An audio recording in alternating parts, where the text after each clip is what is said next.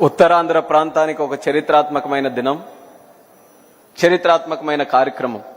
ఈ కార్యక్రమానికి వేదికను అలంకరించిన పెద్దలు, మన అందరికీ కూడా ఒక రకంగా కుటుంబ పెద్దగా ఉన్నటువంటి వ్యక్తి, ప్రస్తుతం గోవా గవర్నర్గా ఉంటూ నిరంతరం కూడా సమాజాన్ని, ప్రజలని స్ఫూర్తినిచ్చే విధంగా తన జీవితాన్నే ఒక ఇన్స్పిరేషన్గా నడిచినటువంటి వ్యక్తి, నాకు తండ్రి సమానులైనటువంటి వ్యక్తి పెద్దలు పోసుపాటి అశోక్ గజపతిరాజు గారికి, అలాగే సోదరులు,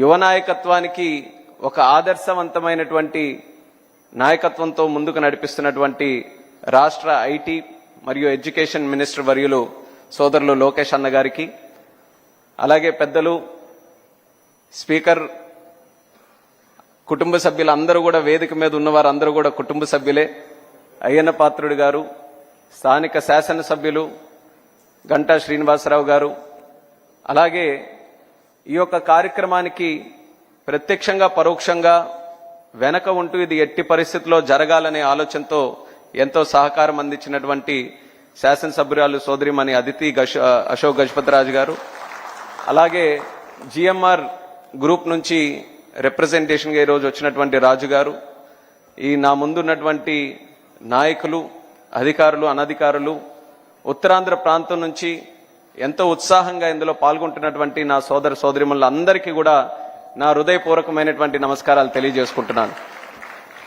ఇందాక చెప్పినట్టు ఒక చారిత్రాత్మకమైనటువంటి దినం. నేను సివిల్ ఏవియేషన్ మినిస్టర్గా ఉన్నా, నాకు సంబంధించినటువంటి ఒక కార్యక్రమంగా ఇది ఉన్నా సరే, ఒక ఉత్తరాంధ్ర వాసిగా ఈ యొక్క కార్యక్రమం చూసి ఎంతో గర్వపడుతున్నాను. ఉత్తరాంధ్ర ప్రాంతం అనంటే ఎప్పుడూ కూడా వలసలు వెళ్లే ప్రాంతం, లేకపోతే వెనకబడినటువంటి ప్రాంతంగా ఎంతో మంది ఎన్నో సంవత్సరాల నుంచి మాట్లాడుతూ వస్తున్నారు.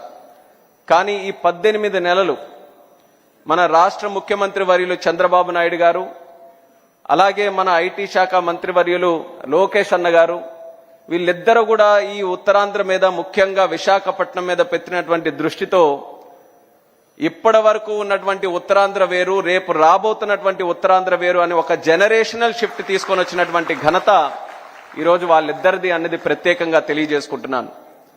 విశాఖపట్నం ముందు నుంచి ఎప్పటి నుంచో ఉత్తరాంధ్రకే ఒక వేదికగా, ఒక కేంద్రంగా ఉండేది.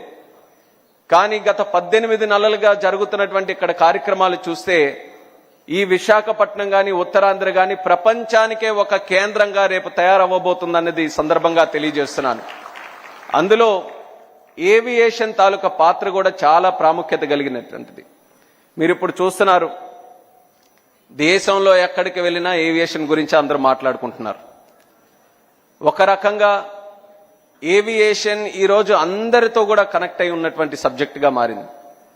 అలాంటి ఏవియేషన్ ఈరోజు ఇంత పెద్ద ఎత్తున మన దేశంలో గ్రో అయిందనంటే దానికి కారణం మన ప్రధానమంత్రి వర్యులు నరేంద్ర మోదీ గారు.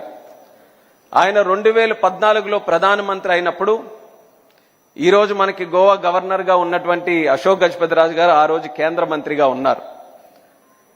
వాళ్ళిద్దరూ కలిసి ఆలోచించి ఆ రోజు ఒక పునాది వేసి ఏవియేషన్కి గత 10 సంవత్సరాలుగా ప్రతి సంవత్సరం 12% గ్రోత్ రేట్తో ఎదిగినటువంటి ఏకైక సెక్టర్ మన దేశంలో ఏవియేషన్ సెక్టర్ అని అంటే దానికి ఆ రోజు పునాది వేసినటువంటి అశోక్ గజపతిరాజు గారికి కూడా ఎంతో క్రెడిట్ చెందుతుందని కూడా ఈ సందర్భంగా తెలియజేస్తున్నాను.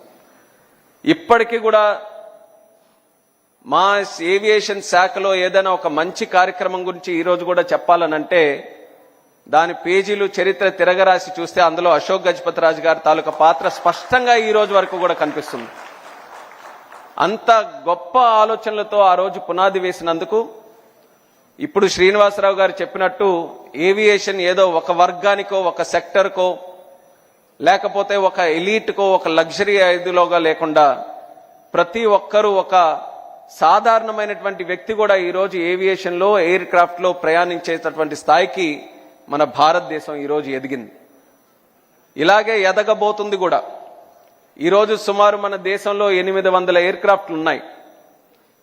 మన భారతదేశం ఆర్డర్స్ ఈరోజు చూసుకుంటే మరొక 1700 ఎయిర్ క్రాఫ్ట్లు ఆర్డర్స్ పెట్టి ఉన్నారు. అంటే ఎంత డిమాండ్ మన దేశంలో ఏవియేషన్కి సంబంధించి ఉందో ప్రతి ఒక్కరు కూడా గమనించాలి. అలాగే మరొక 20 సంవత్సరాల్లో 800 ఎయిర్ క్రాఫ్ట్లు కాస్త 3000 ఎయిర్ క్రాఫ్ట్ల వరకు కూడా వెళ్ళబోతున్నాయి. ప్రతి ఎయిర్ క్రాఫ్ట్ కి డైరెక్ట్ గాను ఇండైరెక్ట్ గాను ఒక 100 రకాలైనటువంటి ఉద్యోగాలు క్రియేట్ అవుతున్నాయి. ఆ 100 రకాల ఉద్యోగాల్లో అనేక రకాలైనటువంటి స్కిల్ సెట్ ఉంటుంది. అలాంటి స్కిల్ సెట్ కోసం ఈరోజు మనం చూసుకుంటే కొంతమంది బయట దేశాలకు వెళ్లి ఆ స్కిల్స్ నేర్చుకొని ట్రైనింగ్ పొంది లేకపోతే ఆ కోర్సులు నేర్చుకొని మళ్ళీ తిరిగి వచ్చి భారతదేశంలో పనిచేస్తున్నారు. అలాంటి ఆ యొక్క గ్యాప్ ఏదైతే ఉందో అది మన నారా చంద్రబాబు నాయుడు గారు గమనించి ఎందుకు మన దగ్గరే ఆ స్కిల్ సెట్ కానీ ఆ ట్రైనింగ్ కానీ ఆ యూనివర్సిటీలు కానీ మన దగ్గర ఉండకూడదని ఒక మంచి ఆలోచనతో మన ఉత్తరాంధ్ర ప్రాంతంలో ఈరోజు ఏవియేషన్, డిఫెన్స్ అలాగే ఏరోస్పేస్ కి సంబంధించి ఎడ్యూసిటీ ఆ ఆలోచన చంద్రబాబు నాయుడు గారు మొట్టమొదటగా ఆలోచించి అది ముందుకు పెట్టడం జరిగింది. నేను కూడా మినిస్టర్ అయిన తర్వాత చాలా ఉత్సాహంగా మన ప్రాంతానికి మన రాష్ట్రానికి ఏదో ఒకటి చేయాలన్న ఆలోచనతో మొత్తం స్టడీ చేసినప్పుడు ఇది ఎప్పుడైతే అబ్జర్వ్ చేశానో వెంటనే చంద్రబాబు నాయుడు గారి దగ్గరికి వెళ్ళి చెప్దాం, ఈ యొక్క యూనివర్సిటీ పెడితే మన బాగుంటుంది. దేశంలో కూడా ఒకే యూనివర్సిటీ, అది కూడా ఉత్తరప్రదేశ్లో ఉంది. మన దక్షిణ భారతదేశంలో ఎక్కడా కూడా లేదు. ఇది కానీ మనం ఈరోజు పొటెన్షియల్ ట్యాప్ చేసుకుంటే భవిష్యత్తులో ఇంకా ఎన్నో కార్యక్రమాలు చేయొచ్చని చాలా ఆసక్తితో ఆయన దగ్గరికి వెళ్ళి రివ్యూ మీటింగ్ లో కూర్చున్న తర్వాత ఇంకా రివ్యూ మీటింగ్ మొదలే కాలేదు, నేను ఏ మాట మాట్లాడలేదు. ఆయనే ముందుగా మొత్తం అంతా సినాప్సిస్ ఇచ్చి మన ఆంధ్రప్రదేశ్ రాష్ట్రంలో ఏవియేషన్ సెక్టర్ మరింత అభివృద్ధి చెందాలి, దానికి సంబంధించి విశాఖపట్నంలో ఎట్టి పరిస్థితుల్లో మన ఏవియేషన్ యూనివర్సిటీ మొదలు పెట్టాలని నేను చెప్పే లోపలే ఆయన నాకు చెప్పడం జరిగింది. అంటే చంద్రబాబు నాయుడు గారి తాలూకా ఆలోచనలు ఏ రకంగా పనిచేస్తాయనడానికి అదొక ప్రత్యేకమైనటువంటి ఉదాహరణ. అగ్రికల్చర్ కానీ, సోషల్ వెల్ఫేర్ కానీ, లేకపోతే ఇన్ఫ్రాస్ట్రక్చర్ డెవలప్మెంట్ కానీ, ఇవన్నీ కూడా తరచూ వచ్చేటటువంటి సబ్జెక్ట్స్. అందులో ముందంజలో ఉండడం అనేది సర్వసాధారణం. ఏవియేషన్ అనేది ఒక ఫ్యూచరిస్టిక్ సబ్జెక్ట్. అది ఏవియేషన్ లో అప్ టు డేట్ గా ఉండాలి. ఏవియేషన్ లో 20 years లో 30 years లో 40 years లో ఏం జరుగుతుందనడానికి చాలా లోతుగా ఈ సబ్జెక్ట్ చదివితే గానీ అవన్నీ కూడా తెలియవు. కానీ చంద్రబాబు నాయుడు గారి తాలూకా ఆలోచనలు మాత్రం ఎలాంటి సబ్జెక్ట్ అయినా ఎంత లోతులో ఉన్నాలన్నా ఆయన తాలూకా విజన్ ఎలా పనిచేస్తుందనంటే ఏ సబ్జెక్ట్ లో 30 సంవత్సరాలు 40 సంవత్సరాలు దేశం ఏం ఆలోచిస్తుంది, ప్రపంచం ఏం ఆలోచిస్తుంది, దానికి తగ్గట్టుగా మనం ఏం ఆలోచించాలన్నది అది ఆలోచించే శక్తి కలిగిన ఏకైక నాయకుడు మన నారా చంద్రబాబు నాయుడు గారని తెలియజేసుకుంటున్నాను. అలాంటి ఆలోచన ద్వారా పుట్టినటువంటి ఎడ్యూసిటీకి మన ఉత్తరాంధ్ర కేంద్రంగా పెట్టుకున్నాం. భోగాపురం ఎయిర్పోర్ట్ నిర్మిస్తున్నాం, చాలా అందంగా వస్తుంది. అతి త్వరలోనే దాన్ని ప్రారంభోత్సవం కూడా చేసుకోబోతున్నాం. మరొక నెల రోజుల్లో వ్యాలిడేషన్ ఫ్లైట్ కూడా అక్కడ స్టార్ట్ చేయబోతున్నాం. దానితో పాటు జూన్ మాసానికి పెట్టుకున్నాం. కానీ నేను మళ్ళీ చెప్పాను, వీలైతే ఇంకో నెల ముందే ఆ ఎయిర్పోర్ట్ ను కూడా ప్రారంభించాలని రాజుగారికి కూడా ఈ సందర్భంగా మరొకసారి గుర్తు చేస్తున్నాను.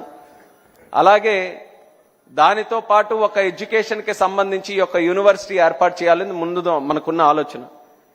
కానీ ఆలోచనలో అందరూ కూడా సమిష్టిగా దాని మీద మంతనం చేసిన తర్వాత ముఖ్యంగా లోకేష్ అన్న గారు దాంట్లో ఇన్వాల్వ్ అయ్యి యూనివర్సిటీ అనంటే కేవలం ఒక సెట్ ఆఫ్ స్కిల్సే మనం చేయగలమేమో, ఈ యొక్క యూనివర్సిటీ కేవలం మన ఉత్తరాంధ్రకు భారతదేశానికో సంబంధించినటువంటి కేంద్రంగా ఉండకూడదు, ప్రపంచంలో ఉన్న యూనివర్సిటీలకు అన్నిటికీ ద బెస్ట్ గా ఇక్కడ తయారు చేయాలని ఎప్పుడైతే ఆ ఆలోచన లోకేష్ అన్న గారు జోడించారో యూనివర్సిటీని కాస్త ఎడ్యూసిటీగా మార్చాం. ఎడ్యూసిటీ తాలూకా ప్రత్యేకత ఏంటంటే అందులో ఎన్ని యూనివర్సిటీలైనా మనకు పెట్టేటటువంటి సామర్థ్యం మనం కల్పించబోతున్నాం. ఏ దేశంలో ఉన్నటువంటి బెస్ట్ యూనివర్సిటీ అయినా, ఇది ఆయన కూడా చెప్తారు, ఆ టాస్క్ మళ్ళీ నాకే అప్ చెప్తారు, ముందే నేను చెప్తున్నాను. అమెరికాలో గాని, యూకేలో గాని, ఆస్ట్రేలియాలో గాని ఎక్కడెక్కడైతే ఏవియేషన్ కి సంబంధించినటువంటి బెస్ట్ యూనివర్సిటీలు, బెస్ట్ కాలేజెస్ ఏవైతే ఉన్నాయో వాటన్నిటికీ కూడా ఈ ఎడ్యుసిటీ ఒక కేంద్రంగా మారాలి, ఒక వేదికగా మారాలనే ప్రయత్నంతో రేపు రాబోతున్న రోజుల్లో మనం కృషి చేయబోతున్నాం. ఇందాకే నేను చెప్పాను ఎంత డిమాండ్ మనం క్రియేట్ చేస్తున్నామని భారతదేశంలో. అయితే ఈ యొక్క యూనివర్సిటీ ఎడ్యుసిటీలో చదివేటటువంటి వ్యక్తులు కేవలం మన డొమెస్టిక్ డిమాండ్ కి సంబంధించిన వాళ్ళే కాదు, ప్రపంచంలో కూడా ఎక్కడైనా పనిచేసేటటువంటి సామర్థ్యం వాళ్ళకి కల్పించాలనేది మన ఆలోచన. ఇందులో వెనకున్నటువంటి ఆలోచన, మనం ఎప్పుడు కూడా ఉత్తరాంధ్ర ప్రాంతం నుంచి పని కోసం బయటికి వెళ్లే రోజుల నుంచి ఇక్కడ పని కోసం వెతుక్కుంటూ, ట్రైనింగ్ కోసం వెతుక్కుంటూ, స్కిల్లింగ్ కోసం వెతుక్కుంటూ మన ఉత్తరాంధ్ర ప్రాంతం వచ్చే విధంగా రేపు ఈ యొక్క విశాఖపట్నం మన తాలూకా ఉత్తరాంధ్ర ప్రాంతం తయారవబోతుందని తెలియజేసుకుంటున్నాను. అలాగే ఈ స్థాయి వరకు ఇది వచ్చిందనంటే దానికి ప్రత్యేక ధన్యవాదాలు అశోక్ గజపతి రాజు గారికి, మాన్సాస్ ట్రస్ట్కి, అదితి అక్క గారికి, వాళ్ళందరికీ కూడా తెలియజేయాలి. జనరేషన్స్గా వాళ్ళ తాలూకా కుటుంబం మన ఉత్తరాంధ్ర ప్రాంతానికి చేసినటువంటి కార్యక్రమాలు మనం ఎప్పటికీ కూడా మర్చిపోలేం.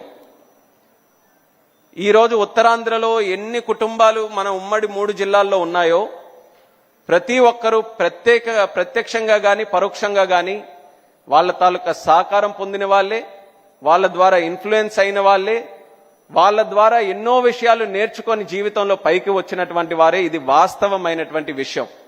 ఎవరు ఒప్పుకున్నా లేకపోయినా సరే మన ఉత్తరాంధ్రలో ఒక రకంగా పూసపాటి అనేటటువంటి కుటుంబం ఉండడం మనం చేసుకున్నటువంటి అదృష్టం అనేది కూడా సభాముఖంగా తెలియజేసుకుంటున్నాను.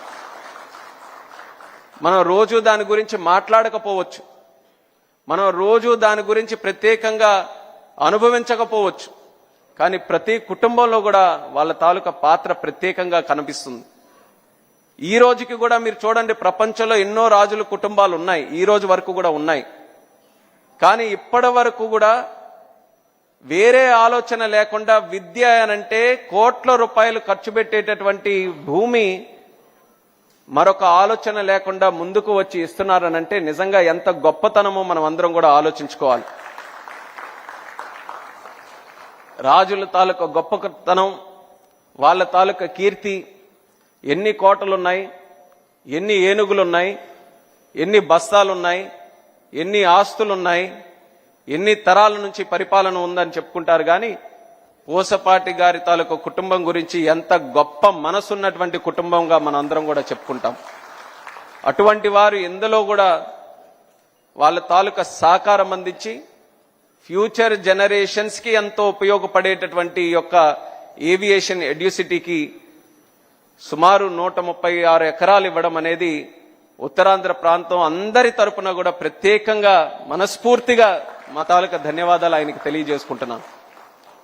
అలాగే ఒక పక్కన వాళ్ళ కుటుంబం, మరొక పక్కన జిఎంఆర్ గారు, ఆయన కూడా మన ఉత్తరాంధ్ర ప్రోడక్ట్. ఒక సాధారణమైనటువంటి కుటుంబం నుంచి అంచెలంచెలుగా ఒక ఆంట్రప్రెన్యూర్గా ఎదిగి ఈరోజు భారతదేశంలోనే ఒక ప్రఖ్యాతి చెందినటువంటి ఒక వ్యాపారవేత్తగా ఎదిగి మన ప్రాంతానికి కూడా ఎంతో గౌరవం తీసుకొని వచ్చినటువంటి వ్యక్తి.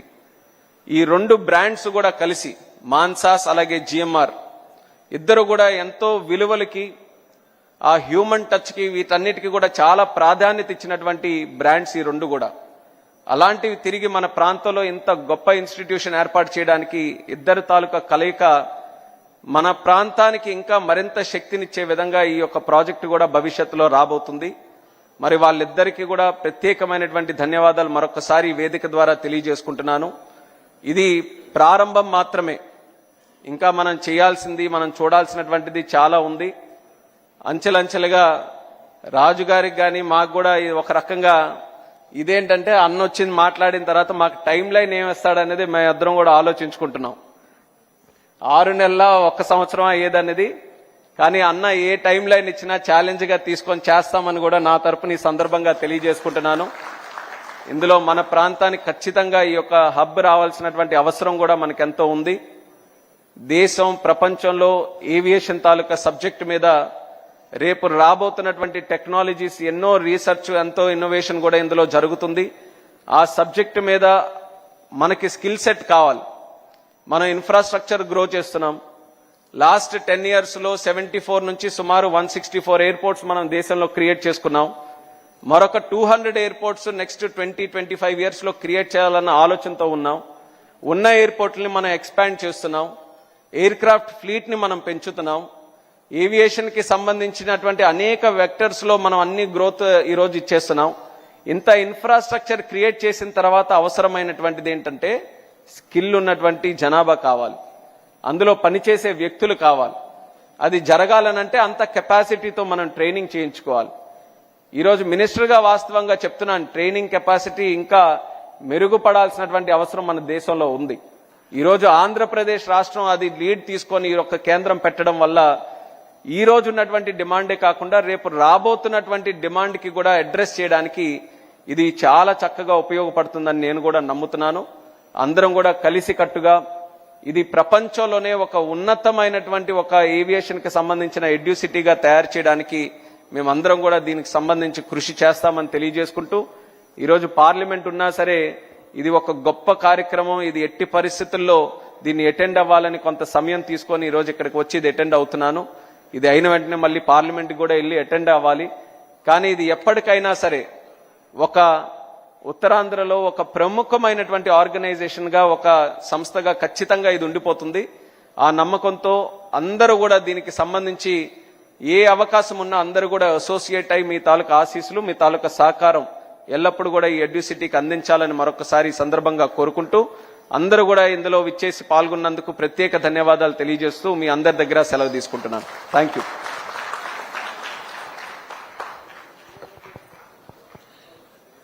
ధన్యవాదాలు సార్. భారత పార్లమెంట్లో మీరు అందరికన్నా